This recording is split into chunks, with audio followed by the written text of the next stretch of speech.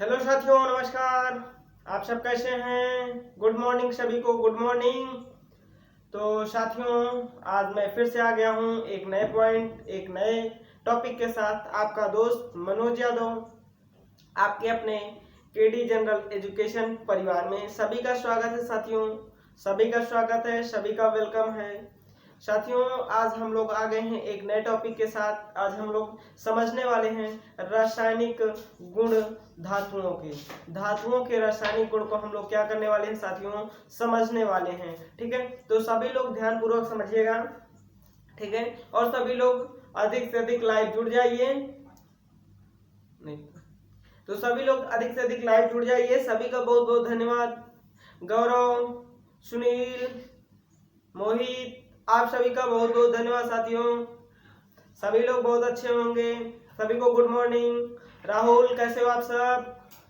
चलिए साथियों, चलिए तो आ गए हैं हमारे सभी दोस्त पढ़ने वाले और सभी लोग तैयार हो गए हैं। तो चलिए अब हम लोग क्लास को स्टार्ट करते हैं साथियों, ज्यादा टाइम नहीं लेना है। तो आज हम लोग बात करने वाले हैं धातुओं के रासायनिक गुण, केमिकल प्रॉपर्टीज ऑफ मेटल। ठीक है, क्या बात करने वाले हैं हम लोग आज? Chemical properties of metal. तो सभी लोग ध्यान पूर्वक से आराम से पेन कॉपी लेकर के बैठ जाइए और हम लोग क्लास को स्टार्ट करते हैं। ठीक है, और सभी लोग लाइव सेशन को शेयर करते जाइए, चैनल को सब्सक्राइब कर लीजिए। और एक बात और सभी लोग नोट कर लीजिए कि कोई भी व्यक्ति, कोई भी स्टूडेंट, कोई भी भाई बहन चैनल पे आकर के प्लीज डिसलाइक ना करें। ठीक है, जो भी अगर आपको कमी दिख रही है चैनल में तो आप हमें प्लीज कमेंट सेक्शन में जरूर बता दें, हम उसको क्या करेंगे, सुधार करेंगे। ठीक है, तो चलिए साथियों हम लोग स्टार्ट करते हैं क्लास को। तो आज हम लोग बात करने वाले हैं यहाँ पे धातुओं के रासायनिक गुण, केमिकल प्रॉपर्टीज ऑफ मेटल। तो हम लोग सबसे पहले अगर बात करते हैं, यदि धातुओं को ऑक्सीजन के साथ अपक्रिया करवा दिया जाता है तो क्या होगा। ठीक है, तो पहला पॉइंट सभी लोग डाल लीजिए हेडिंग, धातुओं को, ठीक है, ऑक्सीजन के साथ, धातुओं की ऑक्सीजन के साथ क्रिया, धातुओं की ऑक्सीजन के साथ, हम आप सभी के कमेंट देख पा रहे हैं। ठीक है, और सभी को क्या कर रहे हैं, सभी को यहाँ पे हम लोग जान पा रहे हैं कौन कौन लोग जुड़ रहे हैं। तो सभी का स्वागत है और सभी लोग पढ़ने पे ध्यान दीजिए। ठीक है ना, ये मत कहिए कि सर हमको नहीं देख रहे हैं या कौन पढ़ रहा है कौन नहीं पढ़ रहा है, सिर्फ आप पढ़ रहे हैं। ठीक है, ये समझिए कि हाँ हम पढ़ रहे हैं। ठीक है, तो सभी लोग जुड़ जाएंगे। इसी तरह से आप शेयर भी कर दीजिए थोड़ा सा। चलिए हम लोग बात करते हैं धातुओं की ऑक्सीजन से क्रिया। ठीक है, से क्रिया, ये हमारा क्या है, पहला पॉइंट है रासायनिक गुण का। ठीक है साथियों, तो सभी लोग हेडिंग डाल लीजिए। अब हम लोग इसमें समझेंगे कि यदि साथियों हम धातु की जो अभिक्रिया है अगर हम ऑक्सीजन से करवा देते हैं तो क्या होगा। साथियों, जब हम धातु की अभिक्रिया ऑक्सीजन से करवा देंगे तो क्या बना लेता है, धातु ऑक्साइड बना लेता है। क्या हो जाएगा, धातु ऑक्साइड का निर्माण हो जाएगा। ठीक है साथियों, सभी को क्लियर हो गया है। जब हम धातु की क्रिया ऑक्सीजन के साथ करवाते हैं तो वह क्या करेगा, क्रिया करके धातु ऑक्साइड का निर्माण करते हैं। ठीक है, सभी को ये पॉइंट क्लियर हो गया। अभी हम रिएक्शन के माध्यम से आपको सभी को समझा देंगे। तो चलिए हम लोग स्टार्ट करते हैं, यहाँ पे लिखना भी है। ठीक है, धातु की क्या हो जाएगा, धातु की अभिक्रिया। ठीक है, धातु का वायु के, धातुओं का वायु के साथ, वायु के साथ क्रिया करने पर धातु ऑक्साइड का, धातु ऑक्साइड का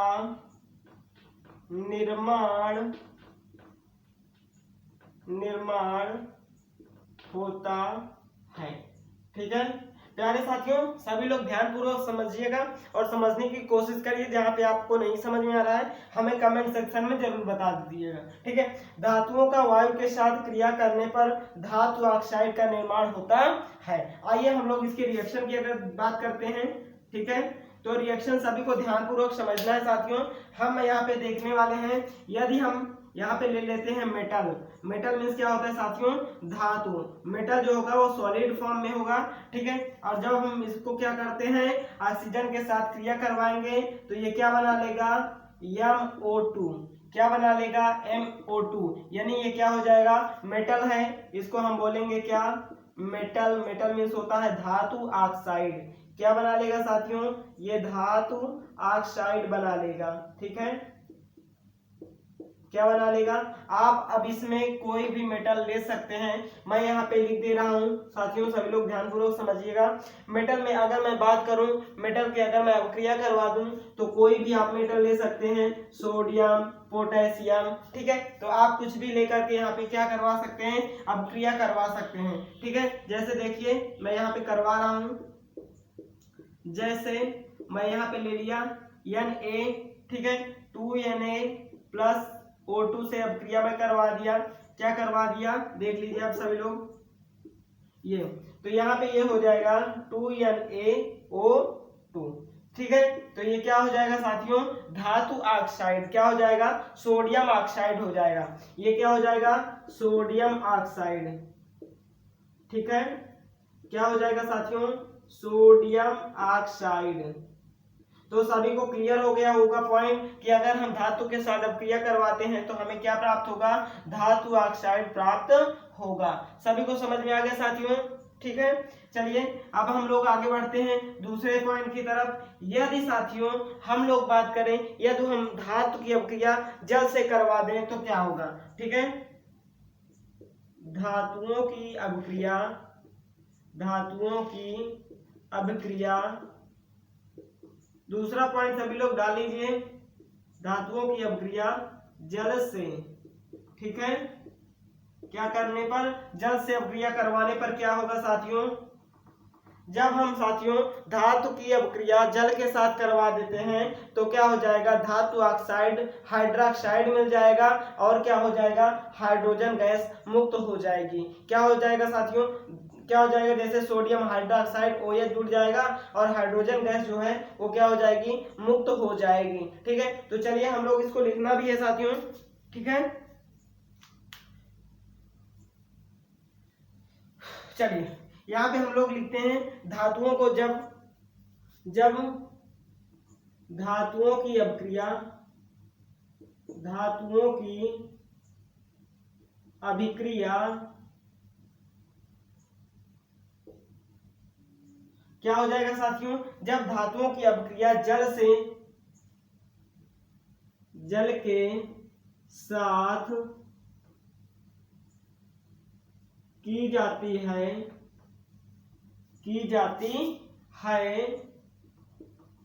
तो क्या हो जाएगा साथियों, तो क्या हो जाएगा, हाइड्रोक्साइड, धातु हाइड्रोक्साइड, ठीक है, धातु हाइड्रोक्साइड तथा हाइड्रोजन गैस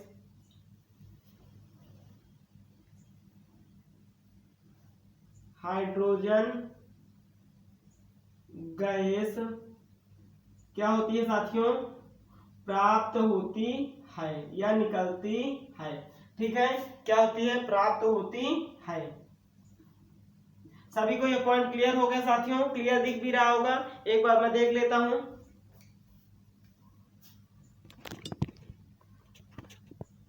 चलिए सभी को क्लियर दिख रहा है साथियों।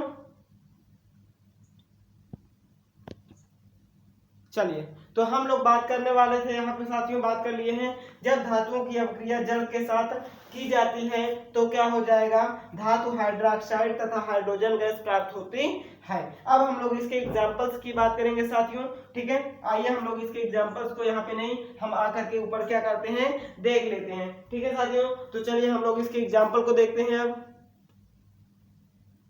चलिए साथियों हम लोग अब बात करते हैं यहाँ पे, ठीक है। हम लोग उदाहरण समझ रहे थे दूसरे पॉइंट का, ठीक है।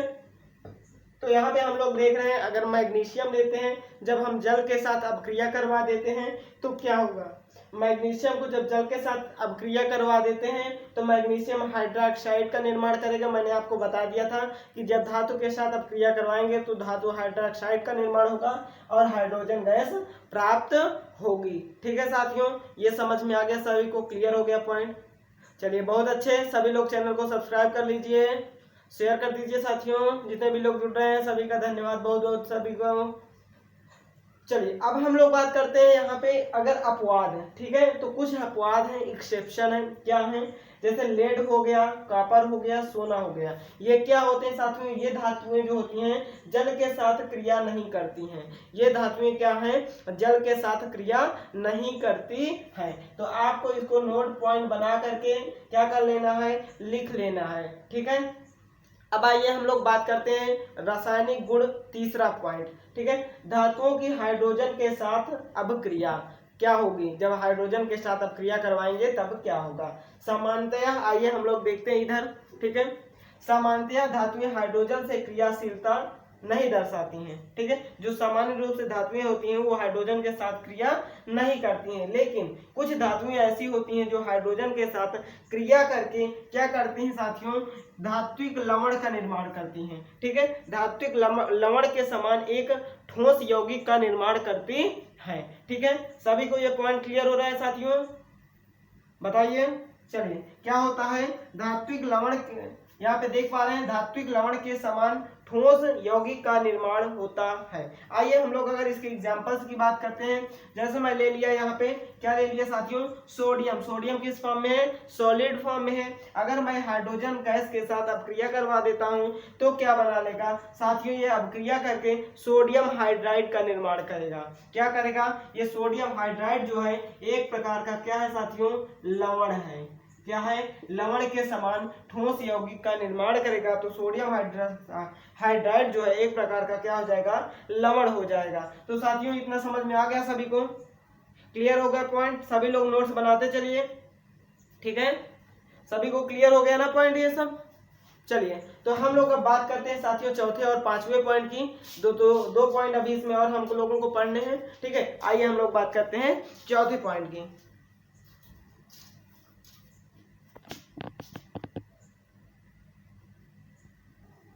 चलिए साथियों हम लोग अब बात करते हैं यहाँ पे किसके?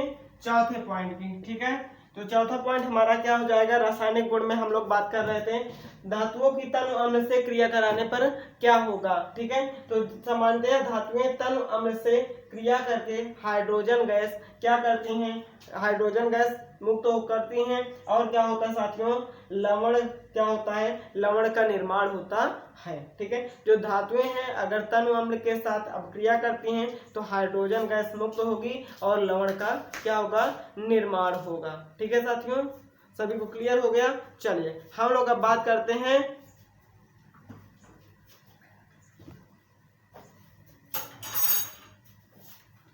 चलिए तो हम लोग यहाँ पे बात करते हैं धातु प्लस तनु अम्ल से अब क्रिया करवाएंगे तो धातु लवण बनेगा और हाइड्रोजन गैस मुक्त होगी। ठीक है साथियों, जैसे हम यहाँ पे ले लेते हैं कोई धातु, जैसे हम यहाँ पे ले लिए हैं, क्या ले लिए हैं? सोडियम। ठीक है, Na प्लस HCl के साथ जब क्या अभिक्रिया हो गई तो क्या बना लिया? NaCl plus H2 gas. ठीक है, क्या बना लिया? ये आपका क्या हो जाएगा?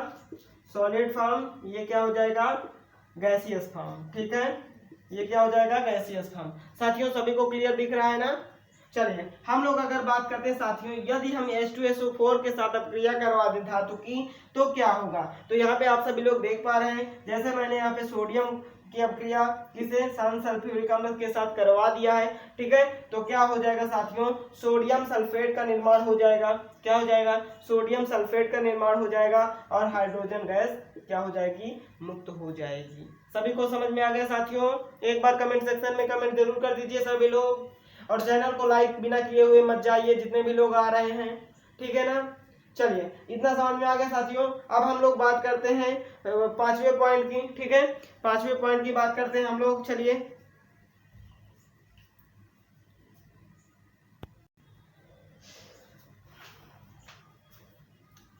चलिए साथियों हम लोग अब यहाँ पे बात करने वाले हैं पांचवें पॉइंट की और छठे पॉइंट की। ठीक है, तो सभी लोग ध्यानपूर्वक समझिएगा, ये बहुत ही इंपॉर्टेंट टॉपिक हम लोग पढ़ रहे हैं आज। ठीक है, क्या पढ़ रहे हैं, धातुओं के रासायनिक गुण। ठीक है, तो आज 5वां पॉइंट हम लोग पढ़ने वाले हैं, धातुओं की अपक्रिया यदि लवण विलयन के साथ करवाते हैं तो क्या होगा, तब किसका निर्माण होगा, तब क्या बनेगा। ठीक है, जब किसी कम क्रियाशील धातु के साथ जब किसी कम क्रियाशील धातु के साथ लवण विलयन की अपक्रिया करवाई जाती है तो जब लवण विलयन होता है वो साथियों क्या हो जाएगा, कम क्रियाशील वाली धातु को क्या करके विस्थापित करके उसका स्थान ग्रहण कर लेता है।